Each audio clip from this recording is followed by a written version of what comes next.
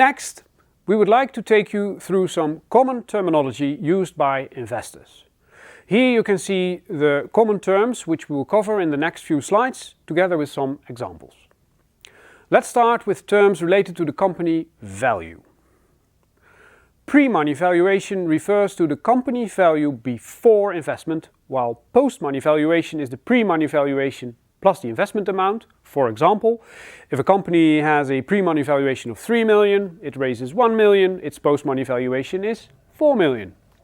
This is relevant because these values determine the share percentage of the shareholders. In this example, we take a typical 80 to 20% division between the founders and T&O before the investment. Then after the 1 million investment, this becomes 25% for the investors, as the investor is responsible of 1 million out of 4 million. The other shareholders dilute this 25% of their previous share, ending up with respectively 15 and 16% of the shares. Now you might remember that we mentioned a solution to unwanted shareholders at the table, unwanted specifically by later stage investors. A solution to this is the STAK, which stands for Stichting Administratiekantoor, or Foundation for Administration Office. Often, startups are unable to offer competitive salaries to key personnel, but these individuals are vital to the success of the company. In such cases, startups may want to offer employees a stake in the company as a form of compensation. It can also be that you want to raise money with small investors like friends and family.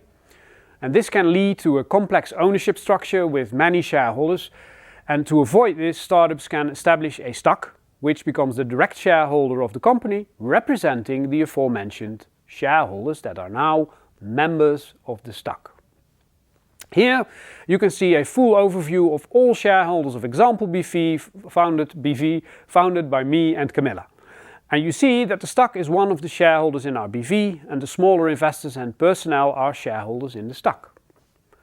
A typical STAK represents 10 to 15% of the total shares of the company, and it can have a significant positive impact on the capitalization table, or cap table in short.